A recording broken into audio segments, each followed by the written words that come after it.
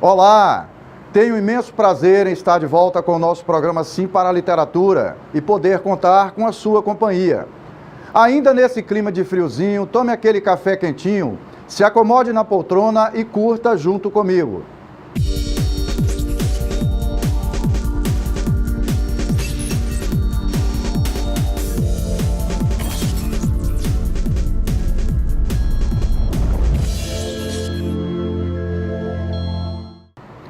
No nosso programa Sim para a Literatura, temos dica de leitura e dica de livro.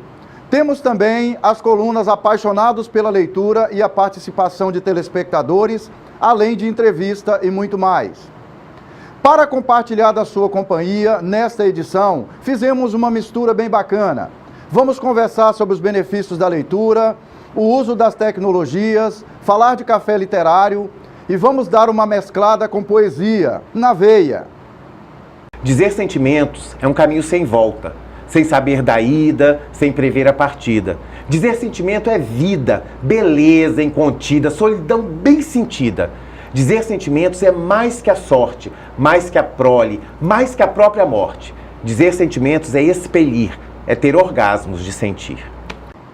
Na terceira parte desse nosso encontro, conversamos com a professora e escritora Esté Abreu, presidente da Academia Feminina Espírito Santense de Letras e foi coordenadora geral da Quarta Feira Literária Capixaba, que teve sua edição no mês de maio de 2007, nas instalações da Universidade Federal do Espírito Santo, em Vitória. Professora Esté Abreu, uma das mais reconhecidas ativistas na defesa da literatura, fala do seu trabalho como presidente da Academia e da sua extensa obra literária. E, entre outros assuntos, ela destaca a importância do incentivo à leitura no ambiente familiar. O homem surge na família. Então, da família que parte a sua educação, o seu conhecimento e tudo. A família tem que ter um livro ali, o pai ler para o filho.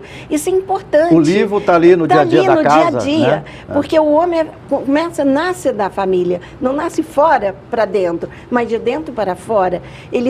Da família ele vai expor para o mundo o seu conhecimento.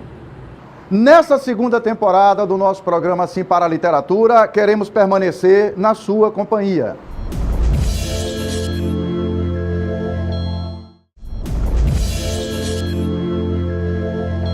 A vivência poética proporciona, além do alargamento intelectual, a elevação da imaginação, bem como o desenvolvimento de princípios e características individuais que são capazes de medir e reafirmar os próprios sentimentos e ações do leitor. A poesia é capaz de sensibilizar o ser humano e, nesse sentido, evidencia-se a importância de trabalhar o gênero nas várias fases da vida das pessoas.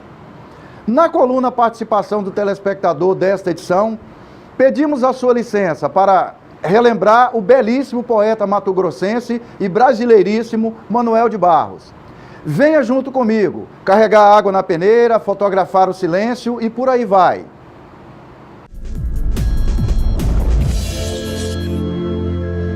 Difícil fotografar o silêncio.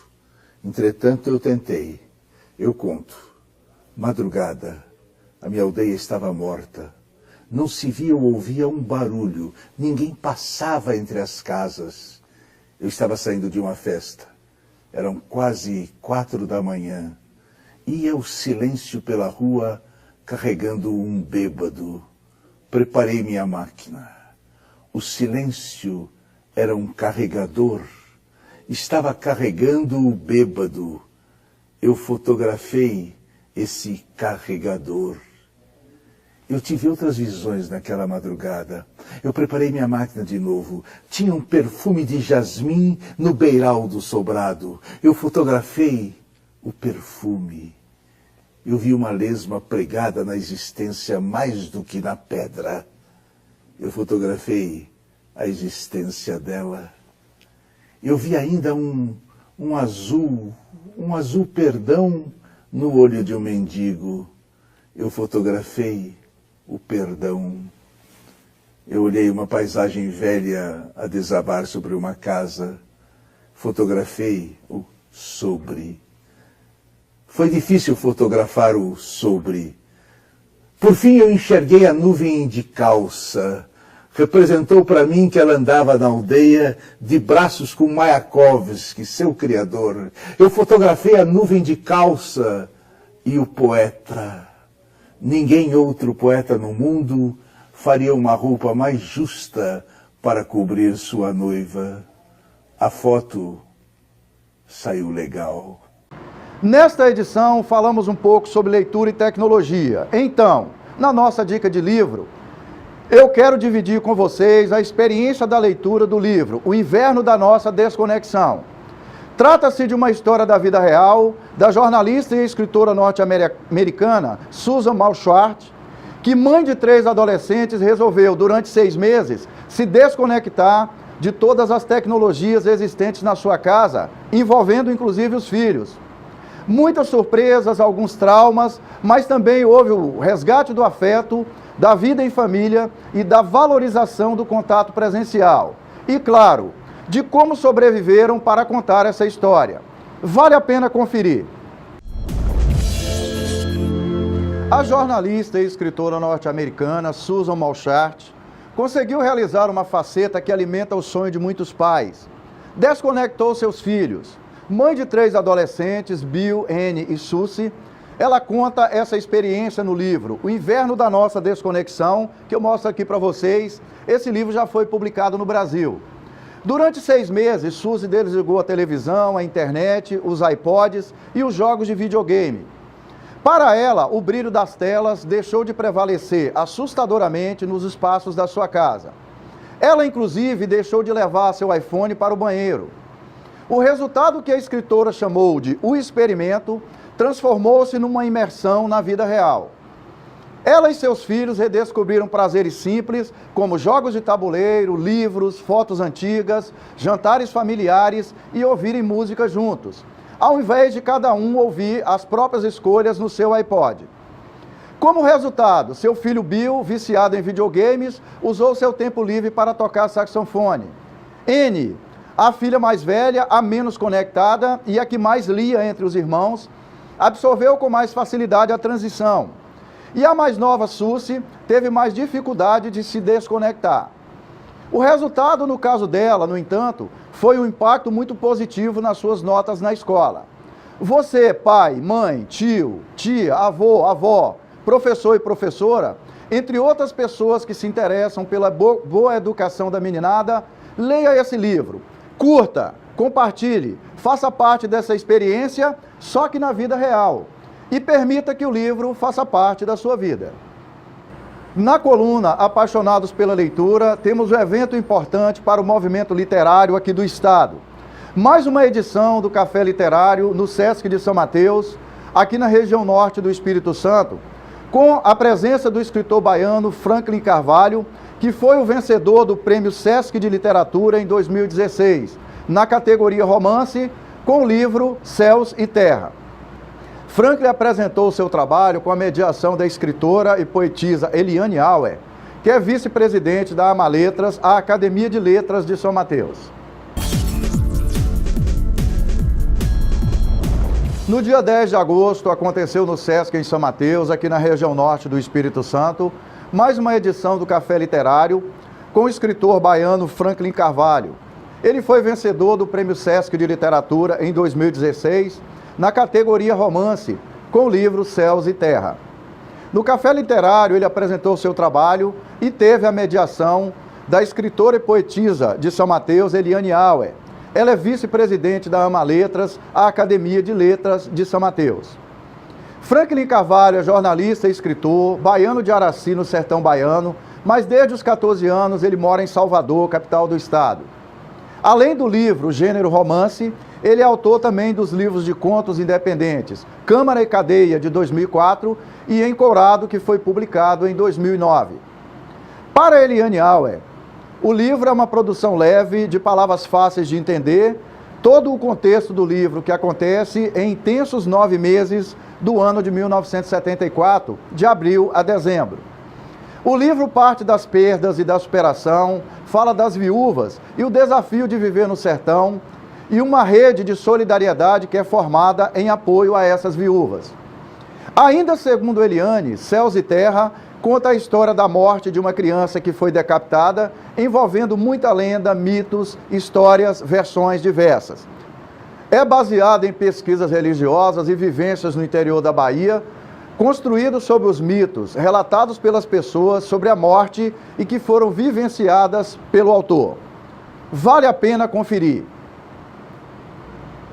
Uma jovem estudante moradora de Linhares, Lídia Ellen Tonani, acaba de escrever um livro de literatura ficcional de nome Equipe Avanço, que, segundo ela, é ambientado no século 22, portanto, no futuro. Lídia está iniciando uma campanha para arrecadar dinheiro para a publicação do livro. Na página do programa Sim para a Literatura, no Facebook, você fica sabendo como pode contribuir. Vamos assistir a entrevista com Lídia, que foi feita por Cláudio Henrique, jornalista e editor da TV Sim aqui de Linhares. Aos 15 anos de idade, a Lídia é cantora e toca vários instrumentos musicais. Cursando o primeiro ano do ensino médio, o grande sonho dela atualmente é publicar o livro Equipe Avanço, de sua autoria. Sonhando com a publicação da obra, a jovem resumiu um pouco a história contada no livro Equipe Avanço. Ele acontece no século 22 e é sobre uma garota de 18 anos chamada Aurora Legrand, em inglês Aurora Legrand, e ela tem 18 anos e ela foi diagnosticada com cardiosarcoma, câncer no coração, tumor maligno que se espalha para outras partes do corpo. E na época dela já existe a cura para o câncer, só que ele não é rápido o suficiente para a situação dela, então ela iria precisar de uma cura um pouco mais rápida, sem usar nenhum termo técnico, né? E ela foi usada como cobaia para um teste de uma cura que eles estavam tentando inventar que tem a velocidade necessária. E deu certo para ela, foi a primeira cobaia que funcionou, só que com efeitos colaterais. Havia as máquinas que estavam dentro da sala, elas emitiam muita radiação, as máquinas monitorando ela. E isso fez com que ela desenvolvesse algumas mutações enquanto a cura estivesse dentro do corpo. E ela começou a desenvolver habilidades sobre-humanas, como a habilidade de controlar radiação eletromagnética e radiação de partículas. É uma história realmente, assim, eu imagino que contagiante, uma história que é lá no futuro, lá no século 22. Sim, isso aí. Agora, esse livro, você acha que assim, é para todo mundo? Tem uma faixa etária que você acha que ele vai ser mais atraente? Bem, eu acho que vai ser mais atraente para adolescentes, jovens e adultos, porque eu acho que é mais adequado para essa faixa, por causa dos termos técnicos que pode ter. Agora, Lídia, você está só com a dificuldade para... O grande desejo é lançar o livro, mas está com uma certa dificuldade para isso, né? Eu ia precisar de patrocínio para conseguir lançar a obra. Hoje, o seu grande desejo é ter um patrocínio para poder lançar esse livro. Sim, isso aí. E o quanto desse livro está pronto? Está praticamente pronto? O que falta nele ainda? Falta uma capa e uma sinopse praticamente para poder lançar. Praticamente pronto, né? Praticamente pronto. Vamos para um breve intervalo comercial e já voltamos com a entrevista. Até daqui a pouco.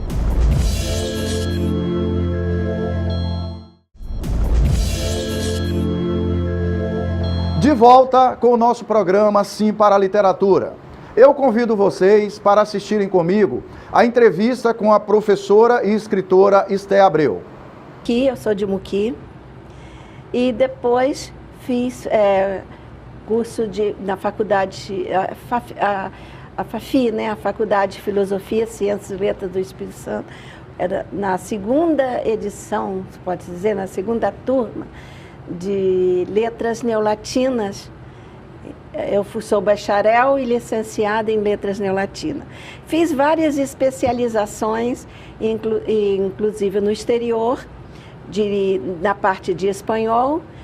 Fiz especialização em Portugal também, várias especializações, e curso de mestrado em língua portuguesa no Paraná, curso de doutorado, eu sou licenciado em Letras Neolatinas, em Literatura Hispânicas, pela UFRJ, e tenho pós-doutorado em Teatro em Madrid, em várias outras especializações, em Salamanca, no Rio, em vários lugares, em Minas, assim.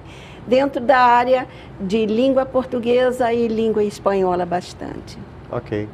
Professora, a senhora é uma das lideranças das academias de letras aqui do Espírito Santo, uma liderança importante. Como é que é o funcionamento das academias, o que elas se propõem, qual é o principal objetivo? Todas as duas academias, tanto a de letras como a academia feminina, o objetivo é divulgar a cultura do Espírito Santo, mostrar a presença do livro, né, no contexto cultural. Uma das coisas é esta.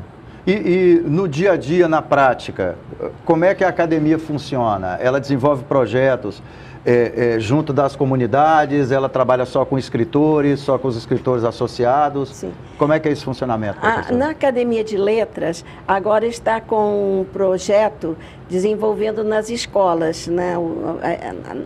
Todo mês tem um projeto agora que é da Secult. Então, na Academia Feminina, sempre há alguns projetos. Agora, com essa feira literária, tem um envolvimento muito grande, direcionado só para essa parte pública e grandiosa, não está dando tempo para esses contatos com as escolas, a não ser nas pré-fix.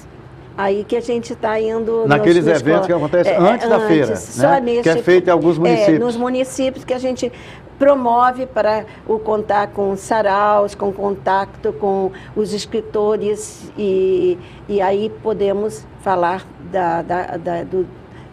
cada uma pode falar de si ou de outro, né?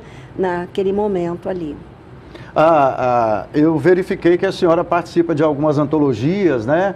E tem livros publicados. Eu queria que a senhora falasse um pouco da sua obra literária. Bem, de antologia, eu tenho antologias, tanto em CD como impressa, tenho publicações em jornal. Se for contar, assim, essas publicações, chega quase a 400. Mas, não tirando as antologias, eu tenho livros meus mesmo, são quase 40. 40 livros publicados. Por aí. Mas como eu sou professora, eu tenho um interesse sempre em mostrar a produção do outro, que me encantou, não é? Então, eu preocupada em que alguém saiba tire aquela dificuldade de alguém. Então, por isso eu tenho livros didáticos, livros tanto de português como português para estrangeiro, como de gramática, estudos de espanhol, como tenho também ensaios sobre escritores, poetas, narradores, e bastante de teatro, que eu tenho muito também, ensaios, por exemplo, esse ensaio sobre a dramaturgia do clássico ao contemporâneo. Esse daqui tem uma parte de 4 escritores que estão aqui, estão bilíngues na Embaixada da Espanha. Então, eu tenho textos sobre teatro, textos de ensaios também crônicas, como, por exemplo, este daqui, de crônicas poéticas, né? Tem memórias, como livros sobre Muqui. Tenho também organizações sobre escritor, uma determinada figura, como da Judite Leão Castelo, e tem um livro infantil também. Tem um livro infantil bilíngue. Tem sempre essa preocupação em levar para o outro algum conhecimento. Então, são ensaios, crônicas, didáticas, poesia. Tenho poesias. As minhas poesias são em português e são em espanhol. Essa, por exemplo, essas daqui são em espanhol. Mas eu tenho em português também, porque são as duas línguas com as quais eu trabalho. Ok. Sim, tenho traduções, tem antologias em traduções de trabalhos meus, até na Suíça. Ok. Né? Mas, assim... Professora, no projeto Prazer da Leitura e aqui no programa Sim para a Literatura, nós procuramos atuar em 3 frentes. Uma pessoa com a sua vivência, com o seu conhecimento, é importante a sua opinião, até para que nosso telespectador vá fazendo essa tomada de consciência. Nós atuamos em 3 frentes: incentivar a leitura no ambiente da família, incentivar a leitura na escola e desenvolver ações para aproximar as pessoas do livro, o contato com o livro. muitos brasileiros ainda têm a ideia de que o livro é uma coisa muito distante da realidade dele, né? E muitas vezes não é. Às vezes o livro está por aí e não chega perto das pessoas. Qual é a sua opinião sobre incentivar a leitura no ambiente da família, professora? De forma breve. O homem surge na família.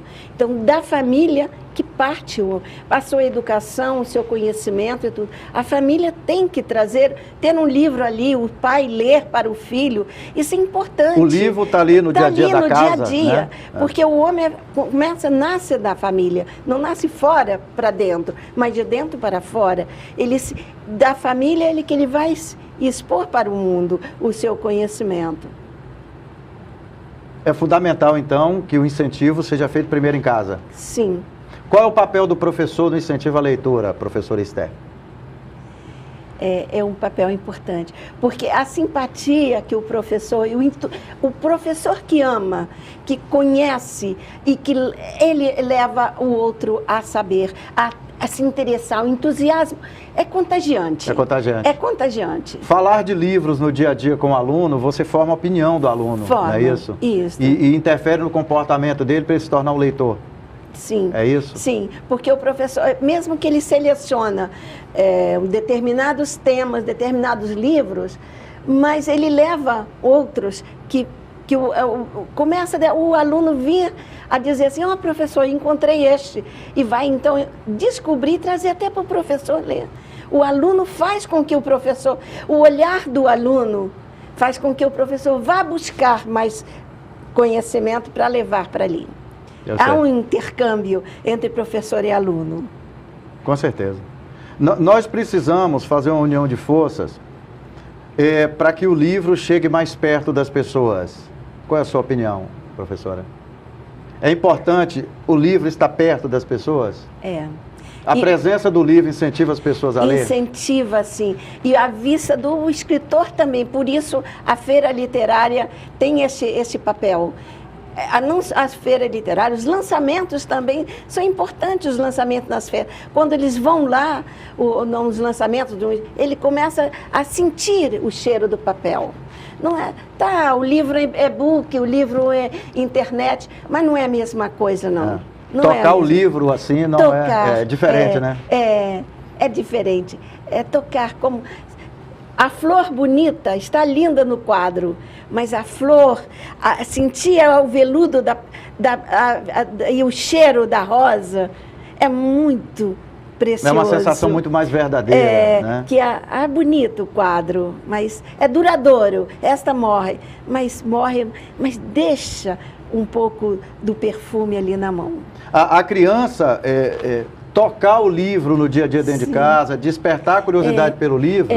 Igual aqui nesse livrinho aqui, ele é bilíngue, então tem uma parte que é colorida e outra não. Então ele lê e ele vem aqui, ao colorir, ele já está também, a criança, aprendendo os espaços, as cores, e ao mesmo tempo que ele vai lendo as palavras. É uma ação direta da criança, né? Professora, para encerrar essa entrevista nossa aqui do programa Separa Literatura, já agradecendo a senhora pela disponibilidade de vir aqui, eu queria finalizar perguntando o seguinte, leitura é fundamental, professora? Leitura porque nós já andamos na rua lendo, se você não ler, eu não sei como. Há muitos anos, tinha um motorista ele dirigia o caminhão de uma fazenda. Ele andava de Alegre para Vitória, para Cachoeira, e não sabia ler uma palavra. Eu não sei como, ele naturalmente tinha uma leitura diferente, não é? Do espaço, mas ler os textos, que às vezes são uns textos bons, ler precisamos sim. Tem um escritor muito conhecido que diz que a pessoa que não lê é como se ela vivesse num país onde ela não conhece o próprio idioma. É isso? É isso. Isso, ele é um cego. Caros telespectadores, foi um prazer e um sinal de prestígio contar com a sua audiência nessa edição do nosso programa Sim para a Literatura. Para que vocês tenham acesso às outras edições do nosso programa, acesse a nossa página no Facebook. Entre em contato conosco através do e-mail simparaliteratura@gmail.com. Agradecemos a sua audiência em Vitória e na Grande Vitória, através do canal 20 da TV RCA. Muito obrigado.